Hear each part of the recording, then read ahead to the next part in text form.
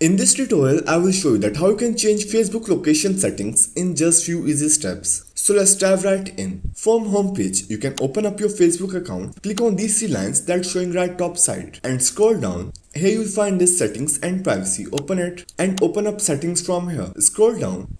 Here you will find this your activity section. Now to change Facebook location settings, you have to open this device permissions, and here you will find this sum of options like camera, contacts and location. Open up this location and scroll down. Here you will find this update settings option. Click here and then you will find this notification to update location permissions. You have to open device settings, open it, and from permissions open up location and change it to allow only while using the app, and it will be on this allow only while using the app. You have to click on this don't allow. And then again open up your Facebook account and open your profile. Click on this edit profile and scroll down. From details section you have to click on this edit and again click on this current town city pencil icon. From here you can type your location settings that you want to change on Facebook. So let's suppose I will type here Los Angeles, California, and then save it, and here it is. So these were the steps to change Facebook location settings in just few easy steps.